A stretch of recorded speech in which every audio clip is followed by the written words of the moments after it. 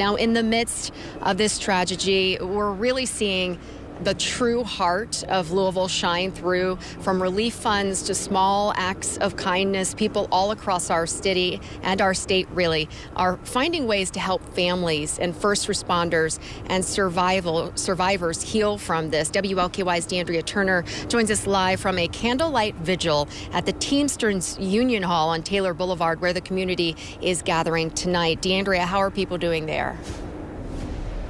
Hi, Jennifer. Well, you can just feel the love and resilience here. I've spoke to some people already who says while they may have not known anyone in this tragedy, they just wanted to show their love and respect. This candlelight vigil is going to start any minute now. And not only are people showing up in forces and droves here, they're also putting this love into action. I couldn't stop thinking about their final moments, and there's absolutely nothing that they could have done. Just thinking about the families and everybody else affected. Her words echo what so many in Louisville are feeling: heartbreak, compassion, and the urge to do something.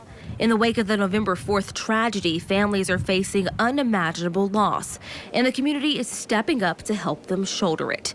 One of the main ways people can give is through the Kentucky Emergency Relief Fund.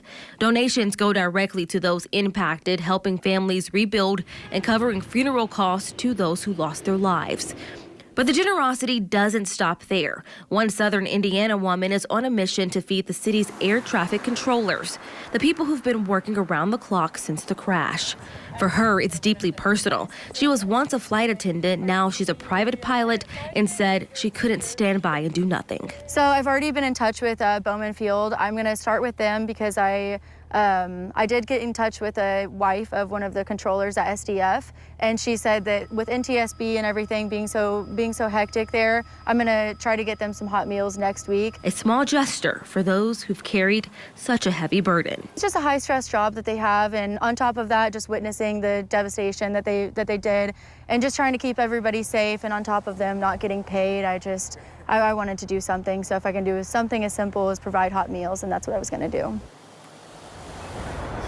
And you guys, not only has she done this, but there have been other agencies here like the Salvation Army. They were on site yesterday here in Louisville, and also other agencies have been giving first responders lunch, making sure that they are well fueled while they continue to do what they're doing in our community. And again, not only are they doing that, but just look at the people who are here right now coming to pay their respects and show their love for the lives lost, for the people who are continuing to fight for their lives, and for the families who have been ever changed by this tragedy in our community. We're going to have more from this vigil coming up here at 6 o'clock on air and online. And if you want to help out in that GoFundMe, we have a little bit more information on our website as well.